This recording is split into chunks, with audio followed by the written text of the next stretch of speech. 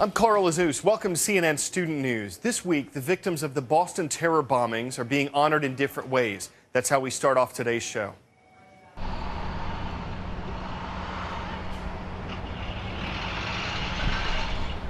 Yesterday, the city of Boston paused for a moment of silence at 2:50 p.m., the same time when 1 week earlier explosions went off near the finish line of the Boston Marathon. More than 180 people were injured by the explosions. Around 50 of them are still in the hospital. 3 people were killed in the attack. Memorial services for 2 of them, Crystal Campbell and Lingzhu Liu, were held on Monday. The surviving suspect, Dzhokhar Tsarnaev, has been in the hospital since he was arrested last Friday. He can't talk because of his injuries, but he's communicating with investigators by nodding his head. Yesterday, he was charged with using a weapon of mass destruction and with malicious destruction of property by means of an explosive device. If he's convicted, those charges could result in the death penalty. When he was arrested, the suspect was not read his Miranda rights. There's been some debate about that, and we'll get into it in just a minute. But first, Jean Casares is going to explain a little more about Miranda rights. The Miranda warning is constitutionally based, and it's very important for every single citizen in this country. Because let's say you are being interrogated by law enforcement. You don't feel free to leave, and you say things that incriminate yourself. They could be used later on in a court of law against you. So it is very important to have knowledge of that and to be given notice of that. The Miranda warnings was born from a case in Arizona, Miranda versus Arizona. It was a man being prosecuted for domestic violence, and all of his statements were let in when he was not given a warning. He didn't know that they could be. So here's what happens. Let's say someone is being interrogated. The Miranda warning is you have a right to remain silent. Anything you say can be used against you. You have a right to have an attorney present. Officers don't have to read a suspect his or her Miranda rights. If they don't, it usually means that anything the suspect tells police cannot be used as evidence. But for this case, the federal government is using something called the public safety exception. It says investigators can question a suspect before reading the Miranda rights if the investigators believe there's a threat to public safety, and those statements can be used at trial. During the manhunt for the surviving bombing suspect last Friday, a lot of Boston and the surrounding suburbs were on lockdown. Businesses didn't open. People didn't go to work. A city that was already reeling from the human cost of the violence suddenly had to deal with an economic cost as well. Christine Romans examines that impact.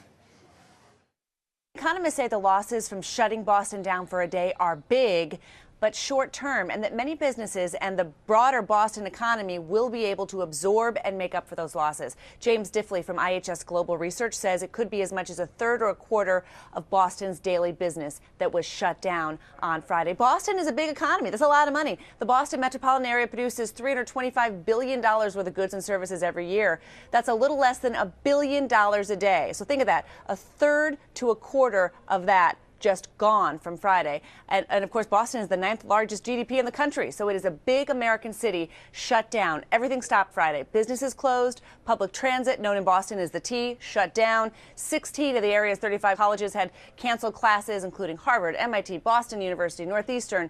Most taxis were off the roads and shopping centers were shut. But while many people worked from home or had the day off, some workers actually couldn't be busier. Thousands of law enforcement officials and workers, hospital workers, hotel employees working overtime. Some Dunkin' Donuts locations stayed open as well, reportedly at the request of first responders. There was a lot of business there. There are insurance claims businesses can file for terrorism-related losses if it's covered. An analyst at Risk Management Solutions says that property damage claims are likely to be less than $1 million. It will be the business interruption that will be what is going to cost some companies money, and it's going to be difficult for small businesses to get back that revenue to meet their payroll. Authorities in Canada say they've broken up a terror plot in their country. They also said there is not a connection between this and the attack in Boston. In Canada, officers arrested 2 men who are accused of planning an attack against a passenger train. Officials say the suspects were getting support from an al-Qaeda terrorist group in Iran. Canadian authorities say these suspects, who were under surveillance for more than a year, were capable of carrying out the attack, but they said the public was never in serious danger. Later this week, there's a public memorial scheduled for the victims of last week's deadly explosion at a fertilizer plant in the Texas town of West. President Obama is planning to attend a memorial. In West, many residents are focused on recovery and rebuilding. That includes the town's schools. Many of them were damaged or destroyed by the blast. So when people realized students needed somewhere to go, they got to work. Volunteers and district groundskeepers turned an old empty school building into the new West High School. They painted walls, made signs, brought in food and supplies, and they did it all in just a few days so that it would be ready for students to return to class yesterday. We don't want them to think they're visiting. This is theirs, and it gives them an opportunity to have some place that they can still do their work and get an education. Parts of the Midwestern U.S. have been struggling through some severe weather. Record-setting rainfall in the past week or so has led to flooding in some areas. This is the parking lot of a school in Indiana. Parents left their cars there to help chaperone a field trip. Probably didn't expect them to end up underwater. Also, you see those golden arches? This isn't just a McDonald's, it's the McDonald's, the first one ever built. It's been turned into a museum, and last week it flooded. And the car on the right, now you see it, now you don't. This sinkhole on the south side of Chicago swallowed up 3 vehicles last week. All the water softened up the ground, which caused it to give way. When you hear about cities and people recovering from some kind of disaster, you might wonder what you can do. CNN's Impact Your World program has answers. Check out the link in the resources box of our homepage. Find out how you can make a difference for people recovering from the flooding in the Midwest, for folks in West Texas, or those in Boston. Teachers, we always appreciate your comments in the resources box at cnnstudentnews.com, but now it's all about you. Teacher Appreciation Week is less than 2 weeks away. This year, we're looking for students to shout out their favorite teachers and assign them superlatives, like most likely to, and then fill in the blank. All the details are on our iReport page. You can start sending them in now. The deadline is May 3rd. How do you send us an iReport? Check it out. Here's how you can get on CNN Student News. Couple of quick things. 1, you have to be at least 13 years old. And 2, we don't want to hear any music in the background. We just want to hear you. So you shoot your video. That's how you start. We did this on a cell phone. Simple as that.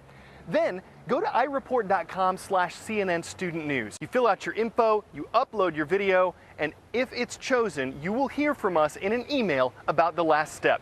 Good luck.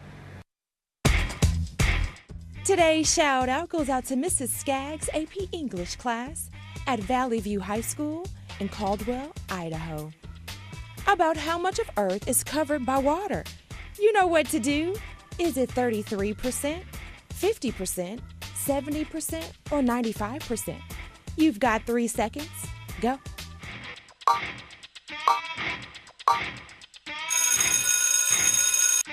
Around 70% of the planet is covered by water, but only a small amount of that is fresh water. That's your answer, and that's your shout out.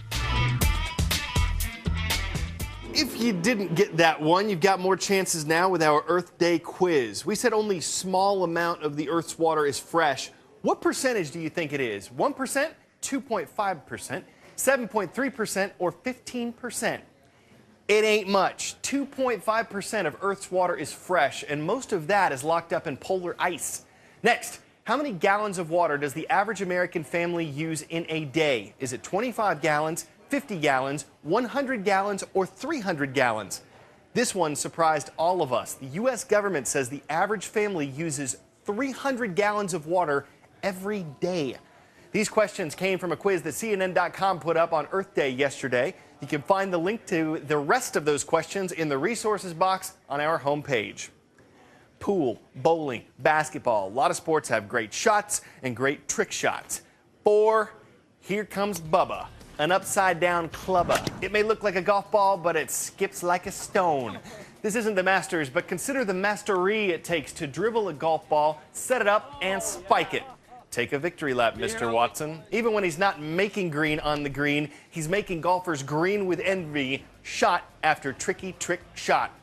Tough to get teed off at a sweet trick shot. Your eyes are Watson the whole time. No matter how you slice it, it's just so easy to get hooked. We're out of puns for now. We'll have to golf, figure out some more. Maybe tomorrow we'll take another swing.